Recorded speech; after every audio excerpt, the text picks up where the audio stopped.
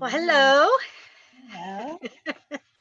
All right. It is Monday, May 25th, and today's actually Memorial Day. So I don't know how many people will have joining us live because we know it's can be a nice family gathering day, including for those who have military families. It's especially a nice gathering day for them. And Michelle, I don't know if you have family that was in the military or not. Yes, I do. Actually, I do still do. I have two nephews that are one's in the well, actually, they're both in the Navy. One's I always say he's an underwater diver, and Danny said, Michelle, that's the only kind of divers there are. so, I'd probably be just like you. so yeah, I do. And then I had a brother and a brother-in-law, and my dad. My dad also. Wow. My dad served. He was in the Mhm. Army band, actually. Okay. So All yeah. right. Yeah, the only Dave's dad, and he passed last year and the summer before, and then my dad, and he passed this last summer. It'll be a year in June, and they're both buried in the same cemetery. Oh, And this cemetery does military honors every Memorial Day. They will read the names of the men and women who are in the armed forces that have been buried in that cemetery within the past year. And they ring a bell and then they do the 21 gunshot salute and play the taps. And so I cry. And so that's been my morning. so moving. So, Anytime you hear taps and the guns yeah. going, that's very moving. Yeah, so it's, a lot of times I think we tend to forget for families that don't have military, it's just like the beginning of the summer holiday and it's like Happy Memorial Day. Well, not really. Right. Which is interesting because of our topic today, talking about grief and triggers so I mean these kinds of things can bring all kinds of triggers. So, but before we get into that, Michelle, well, uh, for those maybe who didn't see the last time that Michelle and I were on together, was that Friday or Thursday? It was One of Thursday. the days. Okay, Thursday. It was that other day. Yeah, yeah, someday last week. And Michelle is on the board of Umbrella Ministries, which is it's a wonderful organization that is for grieving moms. And Michelle, I'll let you share a little bit about that at the end. And you and I have been able, our paths have crossed. It's been a blessing over the last few years. And you and I were talking, and it was interesting because the whole grief triggers thing and this whole coronavirus pandemic, shelter in place, all of that has really affected a lot of grieving parents. And I remember something you told me specifically that you were doing. And so we can talk about that. But first, tell us, how did you enter this world of being a bereaved parent? Let's start with you sharing your story for those who haven't heard it before. And then we'll go into all these grief trigger things. Okay. It was in 1997, in July. My husband and I had just moved to this community here in Palm Desert. And my daughters had stayed living with my sister in the town we lived in before, just so they could finish school. And they were going to move here with us. My oldest was 19, so she was finishing up her sophomore year of college. And my youngest daughter was a senior in high school and graduated. And then she was going to move out with us after all the end of the year parties. And then also she was going up to Hume Lake Christian Camp. So she was going to move back here with us in the desert after she went to Hume Lake Christian Camp. And it was the last year she was going to be able to go. She had graduated and they only take seniors on down. So, Ah, and this was her favorite place in the whole world. It's beautiful. It's up in the Sequoia National Park.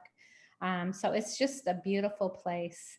And it was where she first accepted the Lord, actually, was at that place, which changed really the whole dynamics of our family.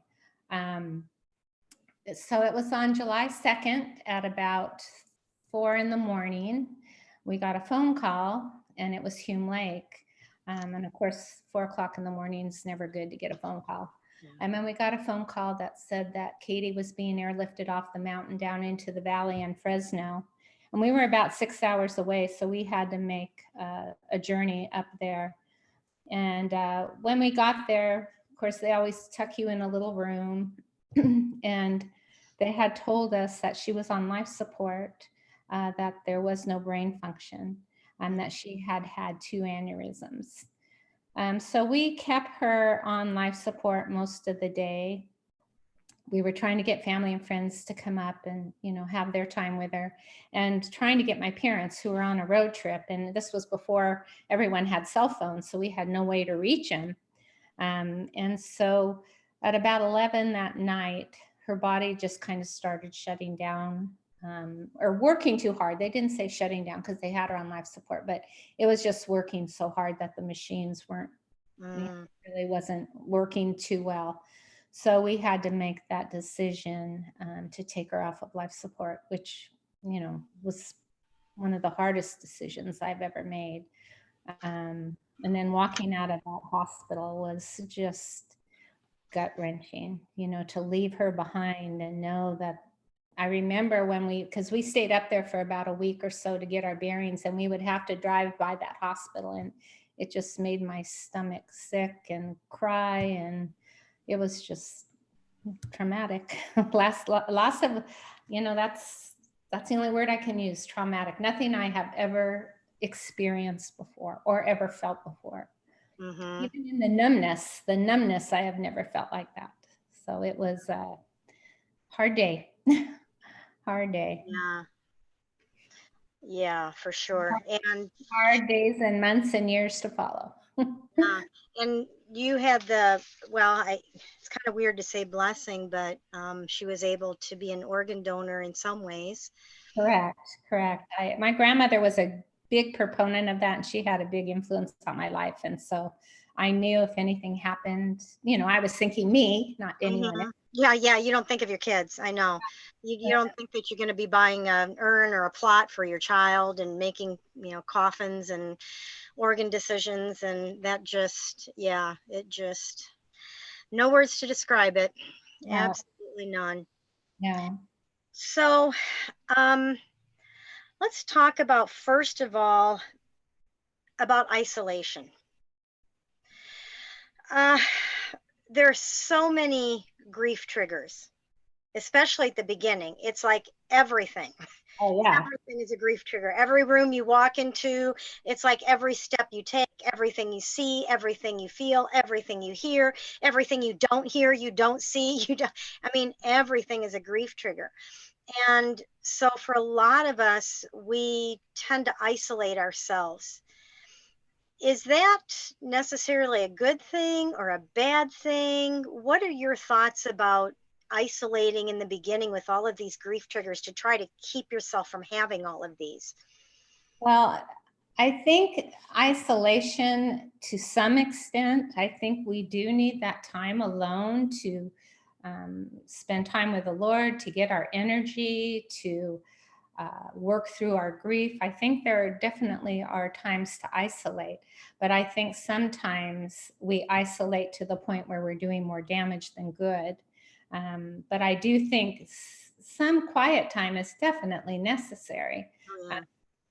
And I know for us, we had just moved out here, so we really had no one that we knew that lived here. We had only been here maybe 2 months, and the only people I had really gotten to know is people at work. Well, I wasn't going to work, so my support system was not here. My support system was in our old town. No one here knew us, knew any of my family, my daughters. So that's what made it really hard here. So we kind of relocated for a while and stayed at my sister's, just because that's where our support was.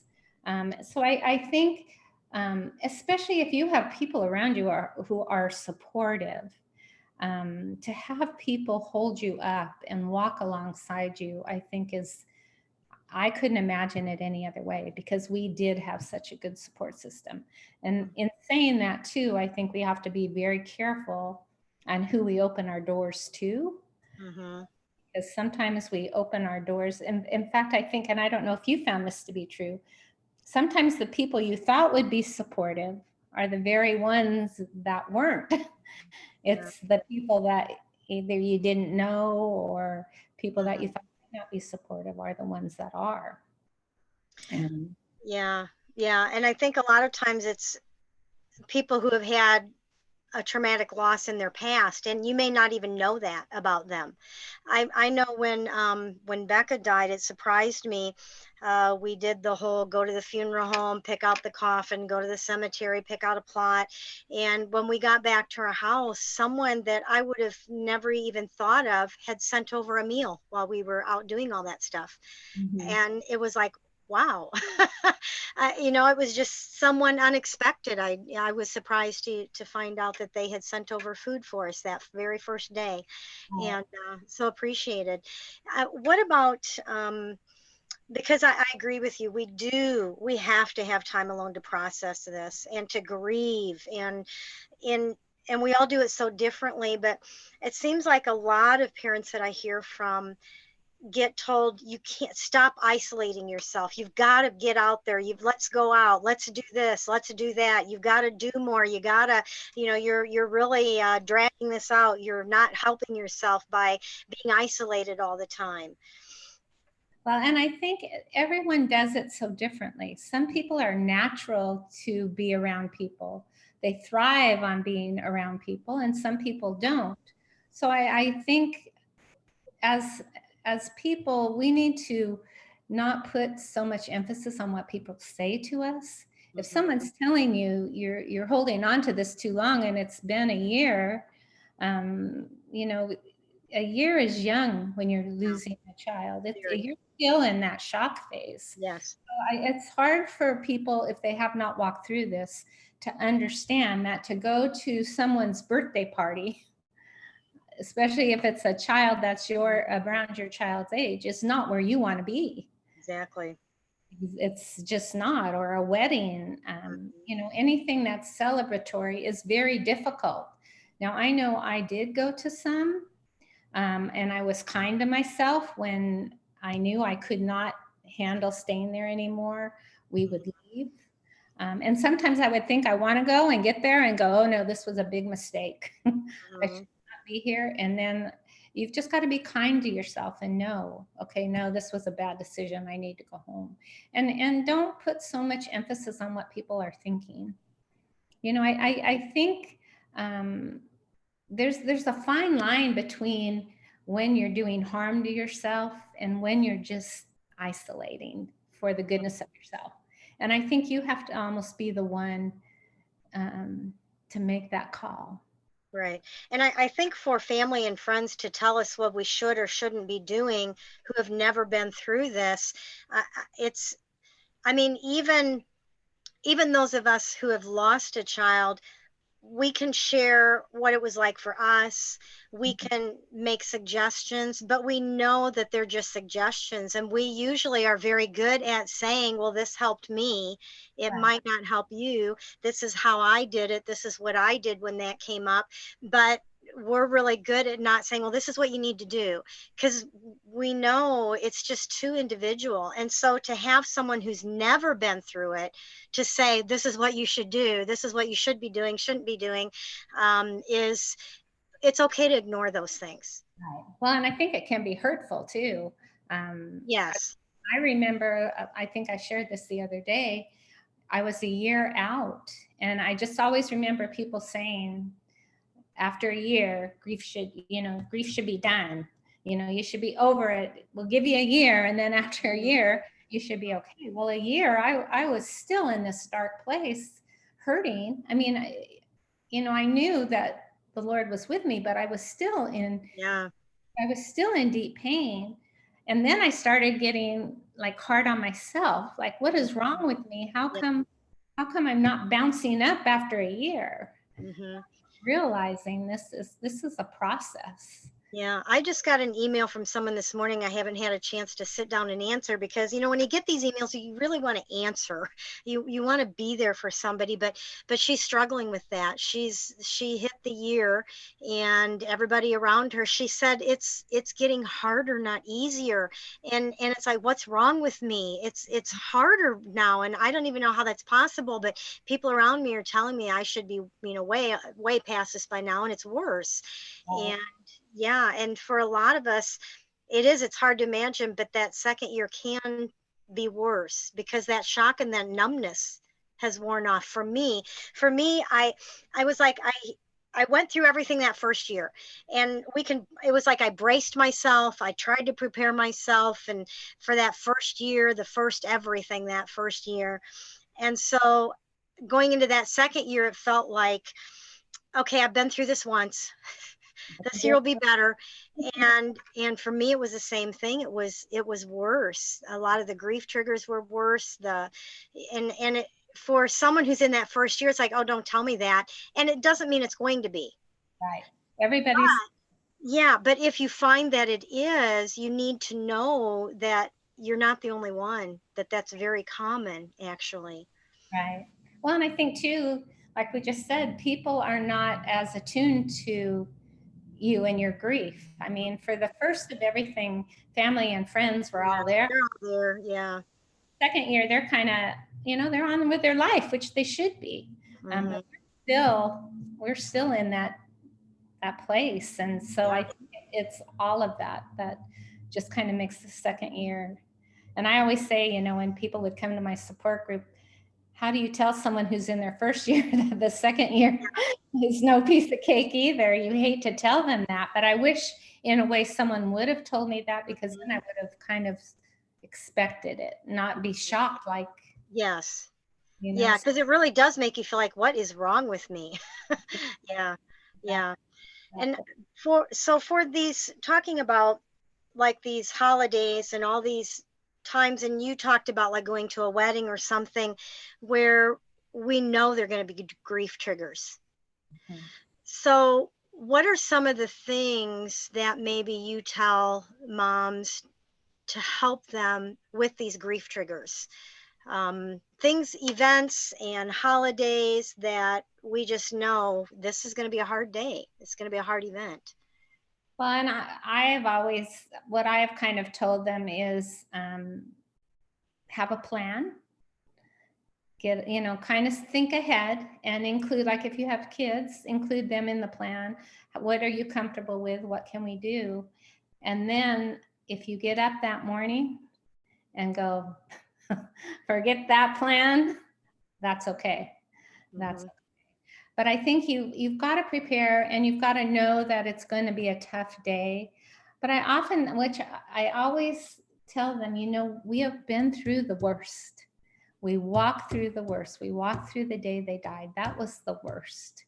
Now this is going to hurt, but you've already walked through that part of it. The worst part was having to bury your child and leave your child. But I think it's you've got to be kind to yourself, Mhm. put too much pressure on you. But I really think it is important to try to have some type of plan. If it means going to the cemetery, if you find that to be a place to go, or having family and friends around. I know my family, that's what we did. We all kind of came together, and we also every year now have a big memorial camp out for my daughter. We've done it now for 23 years, and there's about 70 of us that go camping. Wow. Is that Yeah, like 4th of July air time frame or? try to get around her birthday. Her birthday was July Yeah. 22nd, so somewhere in between. Wow. Um, and at first, it was so painful. When we Yeah. decided, my parents actually paid for it. They used to take us all to Disneyland. Then when my daughter passed away and we did the ashes up at Hume Lake, they decided to pay if we were okay with it. They ran it through us. If we all went up and did a memorial camp out. And at first, every time I'd leave that place, I would sob. Going in, when we were just driving up, and I would drive past, because we had to drive past where we did our ashes, and I would just sob. But it was a release also. And it was such a good way to have family and friends there. You know, her friends now come up with their kids, and, you know, now it's a joy. Back then, not so much. Yeah, because those are the things that you see that are very bittersweet. It's hard. Do I go to the weddings of my daughter's friends? Do I attend their baby showers if I'm invited? Because it can feel like a slap in the face reminder of what you're missing out on. How do you deal with those things? Is it a time thing? What You know, and I don't know if it's necessarily a time thing, because, like I said, when I see my daughter's friends put pictures up of their kids, or, you know, I've gone to their weddings, it's hurt. It does hurt. But I'm at the point now when I can see such a blessing in that, because they always tell me what a big part of their life, of her life, they you know, she had on. And so I get to see that. I stay in touch with them. So it's still like she's kind of in them, if that makes sense. So, you know, I think, like I said, I think it's got to be your decision. And then I think it's also got to be, when you get there, if you find that it's way too much for you to deal with, then go home. You know, stay for the wedding and leave for the reception. Because I know the party part's probably very difficult. But I think everyone kind of has to make their own decision on what works best for them. And of course, like if they have a husband and kids, you know, you've kind of got to include them in all of this too, because everyone in your family grieves so differently. Yes, yes. So do you feel like it's okay if, like, you're invited to an event, and even if it's like 3, 5, 6, 8 years later, 10, 12, whatever, that you just feel like, I don't know if I can do that. It's just going to hurt too much. Is it okay to just politely say, you know what? I'm just really concerned that this is going to hit me really hard. And while I'm happy for you, I am so happy for you. I want this day to be about, or this event to be about you and your celebration. And I don't want to take away from that with my possible pain and grief. Is that a good way to handle something like that? I would think, yes, I would say definitely so. You know, like I said, it's, we don't want to hurt people, but yet we have to take care of ourselves. And if it is too painful and it's going to set you back, you know, these grief triggers do. But if it's going to be where you're going to go and have a complete meltdown, like she's, you know, you said, you don't want to take away from the person whose day it is. Kind of had that with when my daughter passed away the following year. She was homecoming queen. And so the following year, you know, usually the old homecoming queen. Oh, yeah. Well, so we had my daughter do it. Oh, wow. And they wanted to do something for Katie, but it was like, no, let's just have Sarah do this. That's it. Because we didn't want to take away the girl that get crowned. And even the same with my daughter's wedding. You know, we had Katie's presence there with a picture, but we didn't want to make it all about that, you know, because it was Sarah's day. It was a good day. I mean, yeah, we were all sad that Katie wasn't there, but we didn't want to make it. And this was 7 years later that Sarah got married. So, you know, you can't have it all about the child that's not here anymore when you've got other children. And I think that's a good way to have it, to be honest, and say, I want it to be about your day and your happiness, and I don't want to take away from that.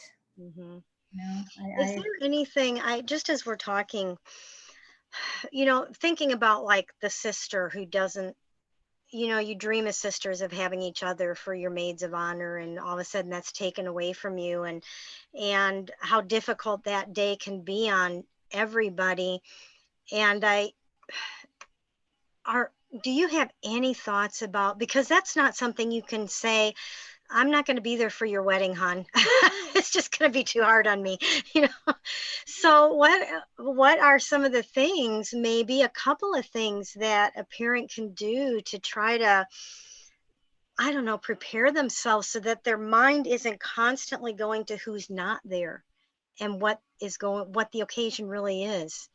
I can only think back to that day of just, we were so ready for something good, something Hmm. happy and positive, and my daughter was so happy, and it was good to see her happy because she had a rough couple years, like Yeah. she didn't grieve for 5 years, and then like Mhm. for five through she met her soon to be husband, she was hurting. So to Mm. see this smile on her face and just see her happy, so I think that's kind of where I put most of my attention was on her. Even though, like I said, we had a candle lit all day in memory of Katie with her picture, and we just took it from where the wedding was to the where reception was. We didn't make a big deal out of it. Mhm. It was there. So I think Katie was always there throughout the day for all of us. I mean, toasts included her and stuff like that. But I think it just felt so good to have something positive, you know. And Mhm. for family and friends who came, to finally see, they supported us so much in the grief. It was nice to see them come and see Yes. us happy. Yeah, to be able to support you in joy, in a time of joy. Yeah, that's a good point. That's a really good point. So well, I want to talk maybe a little bit more about this. Because I think there are ways, like you said, in events that maybe we could handle those events better if we knew the presence of our child was going to be recognized in some way. Mm-hmm. Not like center stage, Right. but just acknowledged in some way. Mm-hmm. And I think maybe that's something that if we know there's something, maybe we can make a suggestion very, not just very quietly to whoever's hosting or in charge. It just seems like there are a lot of things that we could do. I don't know if I have, oh yeah, I do.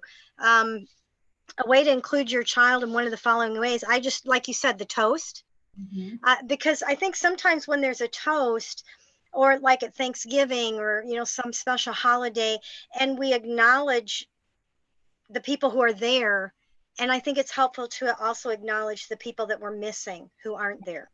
Right. And there's nothing wrong with that. No, no. And I think, I think lots of times we do things because we're afraid we're going to make people uncomfortable.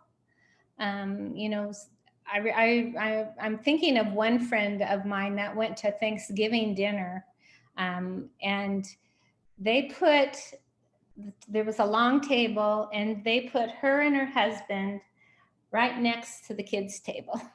Oh, And so she sat there, and before dinner was up, she had to get up and leave. She just said, I can't do yeah. this. So Oh, I think, we've got to not worry so much about making people feel uncomfortable, because I think in their uncomfortableness, we can also give them knowledge hmm. how to treat people who have lost a child. You I know, that is Yeah, I think that's so true. I think that's so important that we have the opportunity not to bash people, not to make them feel horrible and guilty. Because I mean, okay, so we didn't think ahead of time, and a toast was made and our child wasn't included, and maybe grandpa and grandma who aren't here anymore are included and our child wasn't. I mean, that's not the time to stand up and say, plant your foot and whatever. If we can really pray through and think about those times ahead of time, right. and just say, hey, if we're going to have a family toast, can you please make sure that you include my child? Things like that. There are just so many, even like things like maybe taking your child's favorite movie, if it's going to be like an all day family thing, maybe your child's favorite movie that they love to watch, and just say, hey, I'm going to bring this movie. We're going to pop it in the family room. Whoever wants to come watch it, because this was Becca's favorite movie. Or you just, a crazy hat day. I mean, with her favorite color, or something. It just seems like there are so many ways that we can we can Because do. I think they don't know how to include our child either. And it's like, I don't want to make it worse. I don't want to make them, I'm just glad they're here. And if we do something, then maybe they won't come. And we're the ones that have to open the door for that, I think. And say, yeah, and say, I would love to have my child acknowledged. I may cry, but that's okay, because I would rather have Becca acknowledged and remembered and cry than to go home and cry because nobody remembered her. Because that is so hurtful. I mean, I remember going back to work the first time I went back to work, and you know, everyone knew because I'd been gone, and not one person, and I know, I understand this, they didn't know what to say, but not one person said a word to me. And I was like, hello. I mean, does anyone know I have been gone? Or not a hug, not anyone, because I know they didn't know what to say. They just didn't. They didn't know what to do with me, you know? So I think we're the ones that can educate people, especially like on special occasions, you know. I remember our first Christmas, my brother-in-law's mom made us all the girls, she made these beautiful little angel dolls, and she called them Katie dolls. And she wow. all of us, and it was just, wow. Yeah, I mean, it was just so wonderful. So, and that's even we can do something like that. You know, it brings, if you like at Christmas, I always give a present to someone in your child's name. Or if you want to take something to family that was something of your child that she loved, that, you know, one for everybody. Make your favorite dessert even. Make it a tradition. Every year when we get together, I bring this dish. And we all dig in memory and honor of your child. Or even, like you said, that picture, just having a picture present. Or having a book set out and ask people to write in memories. And I think the thing is, we have to be careful that we don't get offensive if somebody doesn't write in the book, or somebody doesn't sit down and watch the movie, someone that I thought should or would, because they're grieving in their own way also, and they might be uncomfortable, right, just like we might be. I mean, if we think of it in the other direction, we have to give everybody grace. We hope people will give us grace, but even within that, I mean, I know it's my child and I'm the one grieving, but we can't expect everybody to miss our child as much as we are going to miss our child. It's just not going to happen. No, it's impossible. Exactly. I know my father-in-law, he, you know, he had pictures of all his grandkids on the wall. When Katie passed away, he turned her picture the other, he couldn't look at it. It just hurt him too much. Now that didn't hurt. It just, I understood. You know, I got his grief. I understood. So, like you said, I think we do need to give we need to give grace. You know, we just do, because none of us knew how to handle grief before this happened to us. You know, we didn't. And at first you might be very sensitive to it, but I think as time goes on, you just realize that, you know, they just don't know, and you don't want them to know. Right. Exactly. What about, this is something I've kind of thought about and wondered about, and I know what my thoughts are, but you're a little bit closer to this to be able to answer this. Because Becca, like, her birthday's in April, her death date is October. There's no real, I mean, Easter maybe in April can get kind of close or whatever, but there's no real holiday that specifically triggers one of those dates. Right.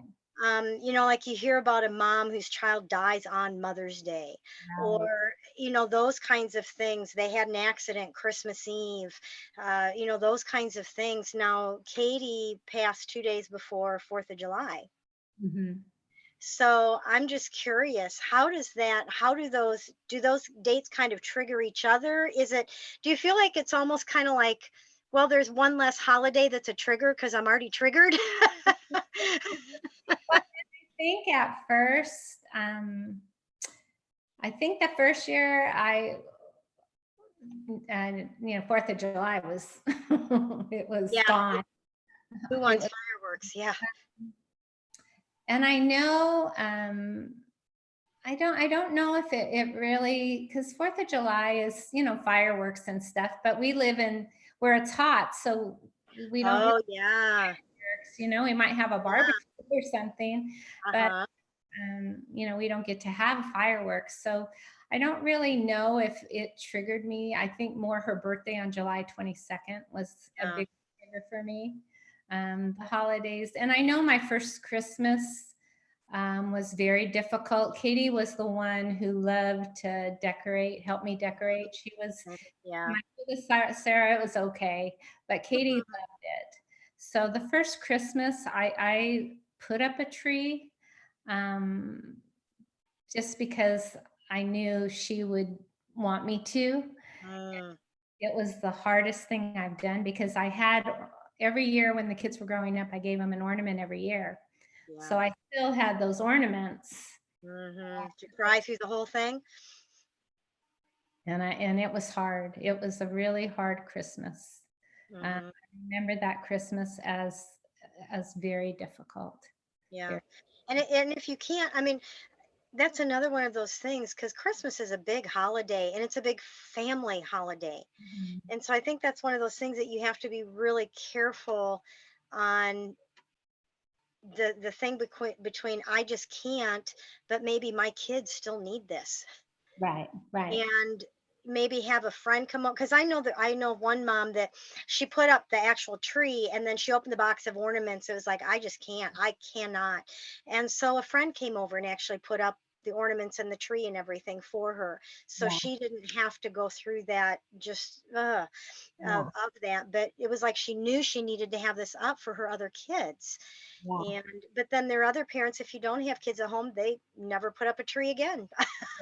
It's Right, right. Well, it, mine's shrunk, and I swore I'd never have a little tree, but I always said I'd have a real one. But yeah, when you getting older, it's like a it's easy for us. We're in a motorhome now, so our tree is like this big, literally. and then that's another thing too. For people that have children, it's even I think even more. My daughter was older, so she was pretty much doing her stuff. So I Mhm. would be home and I could you know grieve and cry and scream and yell. But when they have other kids at Yes. home and young kids, it's really even that much more pressure. So I would suggest having, like you had said, if you have friends out there, just say, look, I just don't have it. Hmm. And you might not have it the second year either, and that's okay. See if someone can come over and help you, because that's the thing. We do have other kids, and it's almost like you've somehow got to find it in yourself. Hmm. And if you can't, um, be kind to yourself. But like I said, maybe see if someone can help you. And if it continues, years and years and years, then maybe it's time to go talk to somebody. Just Yeah. so you can get a little bit of, I don't know, relief, or saying you're doing okay. I think lots of times Nice that's to just find out why you're stuck for that long. right, right, Mhm. right. But the holidays are always, Yeah. Oh, yeah. Yeah. Mother's Day is probably one of the biggest Yes. ones. Yep. Yeah. To me, that's right up there. The birthday, the anniversary, death date, and Mother's Day. Mhm. To me, those are the top ones. Yeah, And yeah, and I think because Christmas eventually, because we do have other children and grandchildren, for me, I can still make that holiday about them. right, And I'll right. have my moments, but I can still make the holiday about them. And that's very helpful. Yeah. Well, and there's, I think with Christmas too, there's a way to include your child, like we have said, Hmm. a candle, or maybe Hmm. an ornament for everyone, or your Hmm. favorite dessert, or their favorite dessert, or there's a way to make their presence still there, Yeah. Yeah. I was going to tell you that one trigger that I never even thought of, which happened to me, and I had never even thought of it, was the year that my daughter was gone longer than she was here. Mm, And I'm not looking forward to that. that was and I hadn't really thought about facing that one till it happened. And then I was like, oh my gosh, she's been Yeah. gone longer than she was here. So that was kind of a trigger that I hadn't even thought about. Yeah. And along that same line, if you have other children, like for us, Becca was the oldest of five, and three of the four siblings are now older than their oldest sister. And my oldest son, it wasn't really talked about. Um, I don't know if it bothered him or not, but my daughter, it bothered her so much. I was actually in Iowa. I was speaking at a retreat in Iowa, and I got a call from her asking where her sister's death certificate was. And she wanted to figure out to the exact moment when Uh, she was going to be older than her older sister. And I said, goodbye, everybody. I packed up. It was like I went home because I knew it was bothering her, but I didn't know it was to that extent. And so that's just a thought for some of you parents who are watching. That can be a trigger for your other kids, or even for you as a parent, to yeah. think that you have children that are now older, that forever age, that we keep moving forward, and they don't. And so that can be a trigger too. What about some of these out of the blue triggers? You're walking in a store and all of a sudden a song comes on that just, or you see a food, you go to reach for a food that you bought for them all the time, and all of a sudden you realize, I don't need to buy this for her now. Right. Yeah. She was the only one in our family that liked Miracle Whip. I just like Miracle Whip. Miracle Whip or mayonnaise. In fact, my sister, because she stayed with my sister for a while, and my sister, after Katie passed away, she said, I just had to go to the store and buy a little jar of Miracle Whip. Oh. And my daughter loved bubblegum ice cream, which I hate. So I'm so glad I don't have to buy that one. But you would love to still buy it, though. I mean, I'd rather buy it than have her here, but that's just not going to happen. So what do you do when those things happen? Maybe you're out in public and all of a sudden you just get smacked with something unexpectedly. Yeah, it's kind of when you either try to compose yourself or remove yourself and go out to the car and drive home and have a good cry while you're driving, and then maybe try and go back and do it again.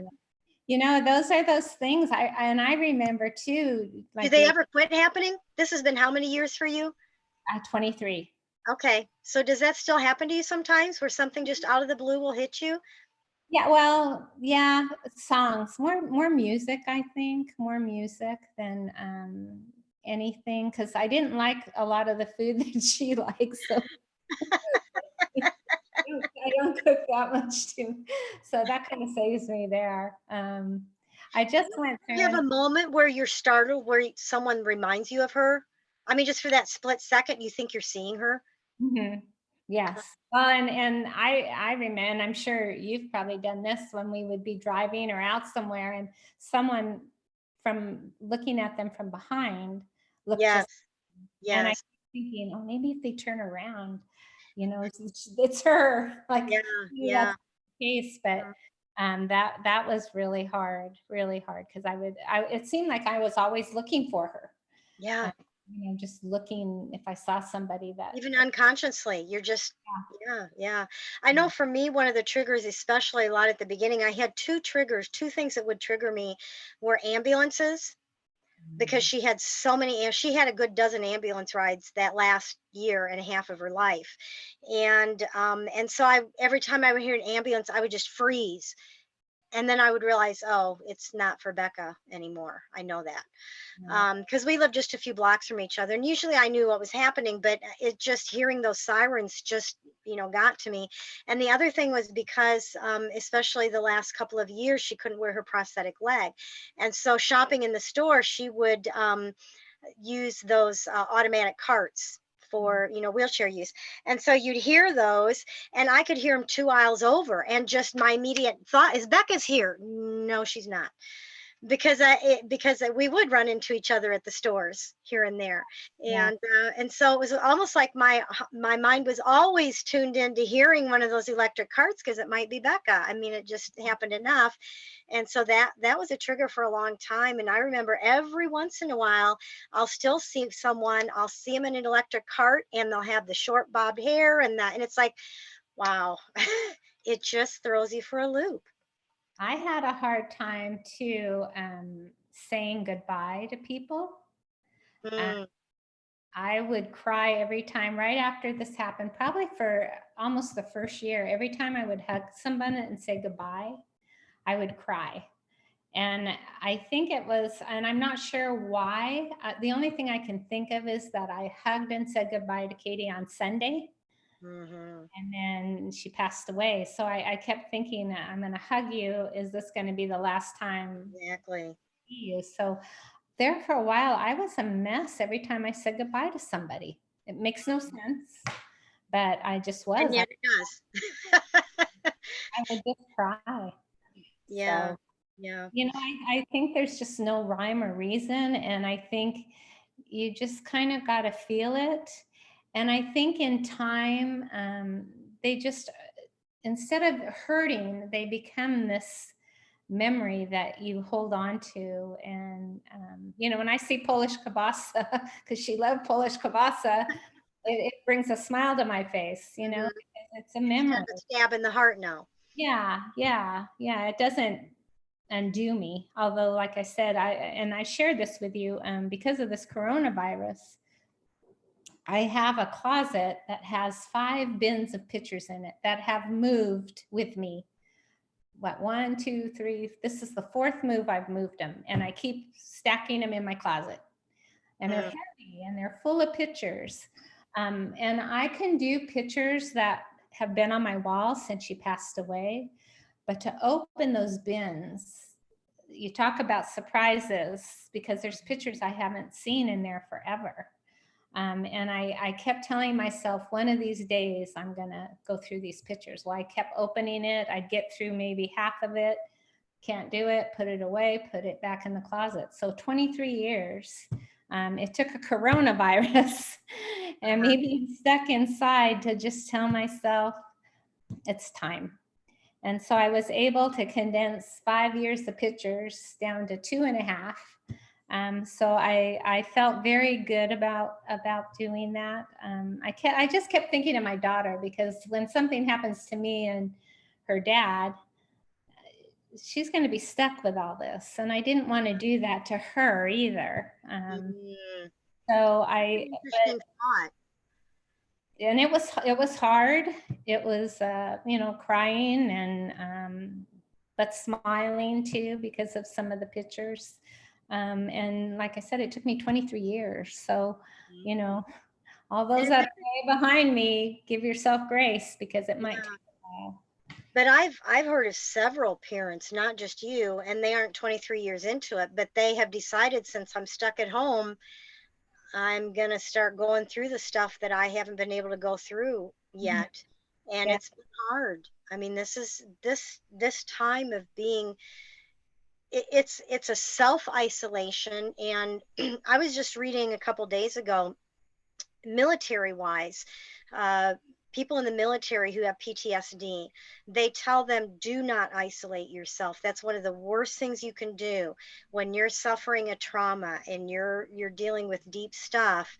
One of the worst things you can do is isolate yourself. You've got to be with people who can keep you giving a purpose for living, and not to fall down into that, being sucked back down into that dark depression and everything.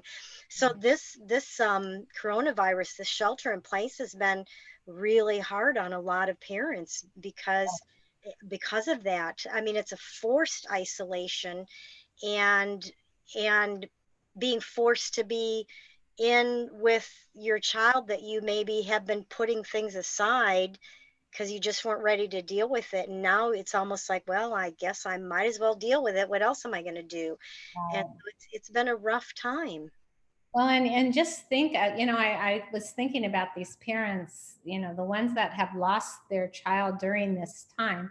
We Mm, had a tragic accident out here in the desert, and it was a 1-year-old baby. And I just think of that, we were able to hold funerals. We were able to be with, some of us were able to be with our children when they passed away. But think of all these people that have had to maybe not be able to be in the hospital because of the virus, or walk through with, I went to a drive-by funeral, and it was, I mean, there was no hugging, there was no comfort, there was just cars lined up to drive for this 1-year-old baby.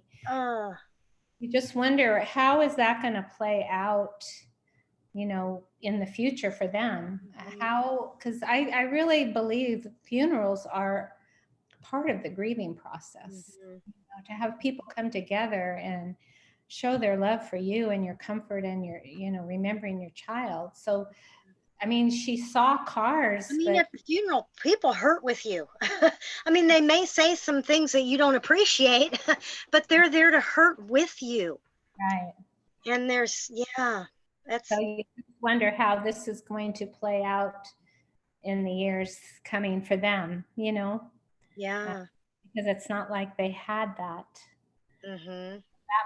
That might be another trigger, for them. Yeah, I mean, that's another added layer of that grief that you're going to have to work through. Right, right. That's rough. That's really rough. One of the things that that I have discovered, when you have these grief attacks that maybe you weren't expecting, or maybe you did go somewhere thinking, I can handle this, I'm ready for this, and then you find yourself just, I can't handle this, and the tears start coming, or out in public in an unexpected place, maybe not in a grocery store, but I mean just where people that are there.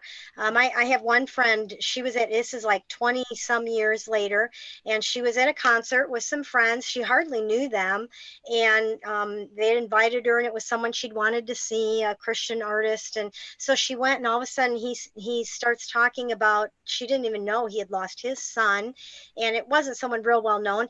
But then he's talking about this, and he wrote this song for him, and all of a sudden she's like, and it's like, do I get up and climb over people bawling and get myself together? What do I do? And there really isn't a right or wrong choice, but I think sometimes we don't realize that we can invite people into that sacred space for that moment. We don't always have to run away.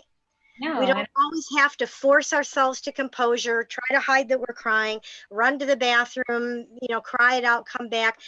It's a sacred place. It's a sacred moment to remember our child, and to remember them to the point that it hurts again. And so just to let people know, it's okay to just let people know what happened. I lost my daughter. This song makes me miss her, or I just smelled, she loved carnations or whatever. And I wasn't expecting it, but it made me think of my daughter. Well, and I think too, would you just take a moment and think of my daughter with me? And I think what a gift that is to the person that you're reaching out to. Yes. You might bring something out of them that they didn't realize that was in them either. I think that's I remember my sister-in-law, when her husband was, he was diagnosed with cancer. And so we all wanted to do something special for them. It was going to be their 45th wedding anniversary. So we all kind of donated money and did this little plan so they could get away.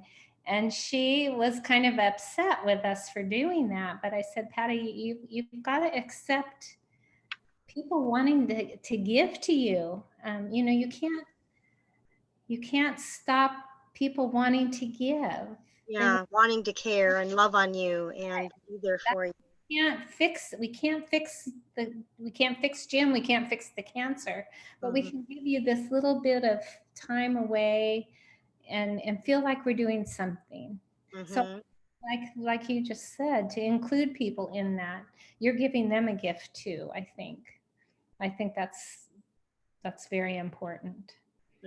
Most people, I think, would feel almost honored, Yes. Honored to partake in that. And you may find, especially if there are people that may not know your past, may not know of your loss, um, like you said, it gives them an opportunity to know you, to know about your child, and to maybe become a friend that you didn't even know God was getting ready to give you, who's Right. faced the same loss or something, and now all of a sudden they're free to share with you.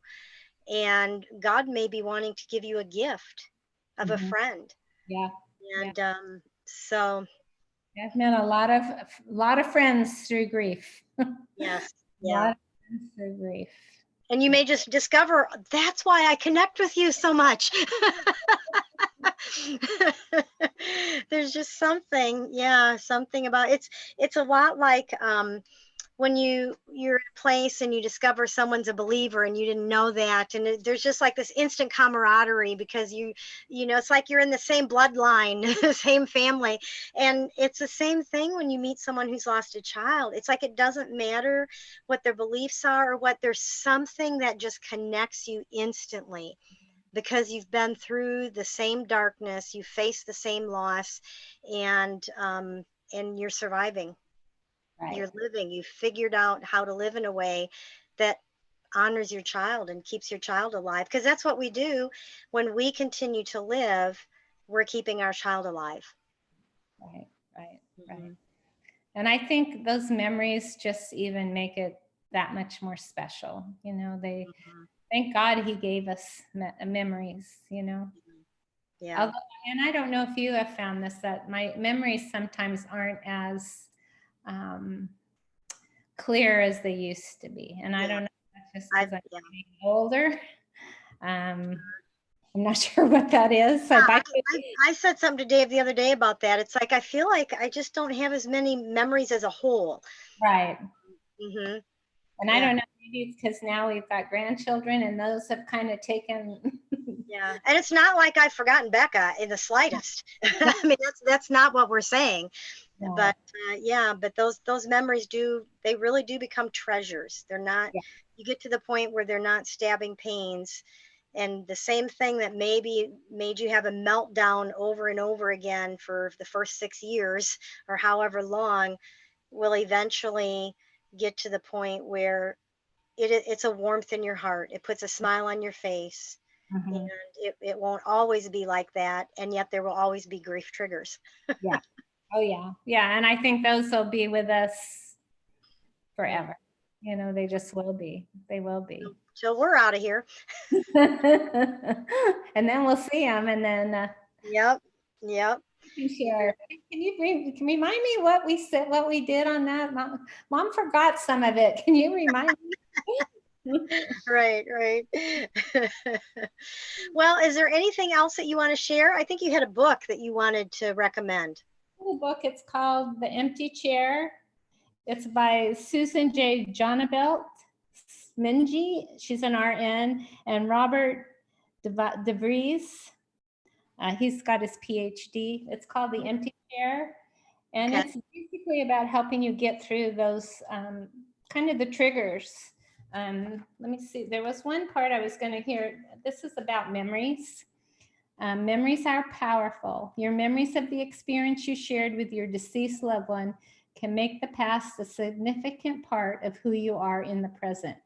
As you attempt to move to the other side of grief, you will need to learn how to store these memories in your heart and mind in such a way that you can recall them accurately, but at the same time no longer feel the emotional pain associated with them. Hmm. So this is really, it's a simple read, and it's a good little book. So if anyone, Okay. So I'll write that down in the description below for people so they can see the name of the book. And so Connie has a couple of things here I'm going to read. She says, we lost Whitney 2 years ago she says 2 tears ago, but I know it's more than 2 tears, 2 years ago on May 2nd. It seemed like I was starting to do better. Now all of a sudden I'm sleeping late. It's taking forever for me to do things again. I choose not to be around people. And yeah, that's, I think she was just kind of in agreement with us talking about that second year sometimes can just, it hits you hard that second year. it still hits you really hard. Yeah. So you're okay, Connie. And then I'm tired of people inviting me to do things and never getting back with me, and I don't want to chase people down. Tired of inviting me to do things. Oh, okay. And then saying, hey, you should do this with us, and then they don't really give her the details, I'm guessing, and she doesn't want to. But it's I don't know how much, Connie, I don't know, because I don't know the exact situation. I don't know how much of it is chasing people down, or people feeling like, okay, the ball's in your court. We've offered. So if you want to, let us know and we'll give you the details. That's kind of hard to decipher, because it's hard when we try to guess people's motives, especially in a place of grief, especially when we're just not thinking clearly anyway. Right, right. And maybe they've asked her and, asked her a couple times and haven't gotten a response. So they're not sure where she's at. So like you said, maybe the ball is in her court. And the next time they ask her, say, well, why don't you tell me when and where? And, Yeah. Or even just make a call or a text and say, hey, I feel like I'm ready to do something. Next time you do something, let me know time and place, and I'll see if I can make it. And that's the thing. Give yourself the, get the time and the date. And then just let them know. I'll let you know if I can make it, or I'll see if I can make it. And you might not. Yeah. But I think sometimes it's because they do reach out to us, and we're so within the grief that I think sometimes people reach out to us and we don't even remember, because we are in such a fog. Right. And then after a while, they just kind of quit trying. Right. And so when we're ready to do something, by then they've quit trying. And it's like, no, now is when I need you to reach out to me. But they don't know that, because they've never lost a child. Right. And so once again, as hard as it is, sometimes it is on us to educate the people around us and tell them, this is what I need from my friends right now. This is where I am in my grief. This is what I need from my friends right now. And that's okay to do. It's hard to do because we feel like they should just know they're my friends, but they've never lost a child. How would they know? Yeah, they won't. We didn't know. No. And especially, we don't even know what we need. No. Those first couple of years, we don't know what we need, much less telling someone else what we need. So once we get it figured out, and we have all these people that say, if you need something, call. And if they all of a sudden can't do it, then don't take it personally. Do what you can, but it's just so easy to allow ourselves to just, when something like that happens, to just go back into a victim corner and curl up in a ball and feel like a victim of this again. Right. And we have to fight our way out of it. Yeah. And it is a fight. It's a fight. It's a fight. Yeah. And there are people like us who are here in your corner and we're here to cheer you on and tell you you're okay. And so you can get through this and have life and joyful life on the other side. Yep. Well, thanks, Michele. We've hit our hour. Let's do this again. Yeah, I know there's so much more we could keep talking about, but we're gonna cut it off. And so Connie says, I've asked them to let me when and never get a reply. So I don't know what to tell you, Connie. And some of it, I think, and these are just guesses based on my own experience and other parents, is sometimes they want to go do something fun. And if our conversations, I won't say you, my conversation is all the time on Becca, and my conversation is all the time on, somebody hurt me, or, this went wrong and that went wrong, and I thought I was going to do this and this happened. And if we haven't gotten to the point where we can put that aside and take a break from our grief and be with our friends, until we can get to that point, our friends may just be giving us the space to continue to work through the grief. To continue to work through the grief, Yeah. because we're not ready yet to take a break from it, to just have an evening Right. with our friends. And actually, and we need to do that. We need to take a rest from it. We need to step out and say, okay, for the next 2 hours, I'm going to go out with my friends. I'm going to put this grief on the back burner and just go and have, you know, a nice time. Yeah. And I have also found that sometimes that, looking back, it was a gift from God, because I wasn't ready to be out with friends, and I wasn't ready. And so God just closed that door by people not reaching out to me. But looking back, that was a gift, because I wasn't ready for that. Right, right. Lots of times we're not. I would say in the first 2 years. Yeah. I remember my doctor telling me that when you have something like this happen, your brain can only hold 3 thoughts at once. 3 thoughts are, my child died, my child died, my child died. So there's nothing else that you can put in there except that. And I remember that. It was like that was all encompassing 24 hours a day till I went to sleep. Then my brain would shut off. But the rest of the day, that's everything. And everything is a grief trigger at the beginning. And I still do that now as far as the date. Like whenever they say something happened on this day in 1990, I'll say, oh, well, Katie was still here then. Exactly. It's all a before and after. Everything is before and after. Right, right. I still do that. So, yeah, no, it's, I just pray that she will, you know, if she really wants to go, then like you were saying, step out in faith and you know, ask them again, or say, hey, I really want to go. But like you said, I feel like I'm ready now. Like you said, maybe God's protecting her. Maybe or even saying I need to. Okay, before I know you know, but I'm getting to the point where I need somebody to go out with. Can you please? So, you know, if you're to that point where the isolation is now, because it's been a forced isolation too. Yeah. And so some of us, we do need to get out and have some fellowship and friends, and not necessarily a support group of other grieving parents, but someone who can pull us out of that world of grief for a while. And Connie says that makes sense. So Michele, tell me in your own words, what is Umbrella Ministries? And then we'll wrap it up here. Okay, Umbrella Ministries was founded by Daisy Kitching Shader and Donna Luke, actually about 24 years ago now. And it was started after Daisy lost her only son. And she started this group for moms who have lost a child. So we are throughout the United States. We actually have we had to cancel all of our conferences this year, except for, it looks like the New Jersey one might be a go. We'll know more June 15th. But if they want to look up anything about us, they can go to umbrellaministries.com.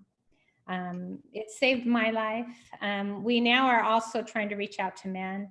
Men are a little bit different than us, but they still need some support. So, you know, we're hoping we can get maybe a man to step up, but we'll see. But right now it's strictly for moms. And we have scholarships if they want to attend the conference in September. In New Jersey. They can go online and apply for a scholarship. Okay. Okay. All right. Sounds good. And I have Michele's email from the last one, and I'll put that down below in the description, and Umbrella Ministries, how to get a hold of them down there. And so hopefully anyone who watches this down the road, this will have been helpful to you. And also you can connect with GPS Hope. We have a lot of resources and support for grieving parents also. That's just gpshope.org. Check us out and look at our website, podcast, blogs, all kinds of stuff. So thanks for watching. And you have our hearts. You really have our hearts as a bereaved parent. You have our hearts. And I know that I can speak for Michele that we do pray a lot for grieving parents. We don't have to know you to pray for you. So you're in our prayers too. All right. Thanks, Michele. Okay, thanks, Laura. Tell Dave hi and bye. Okay.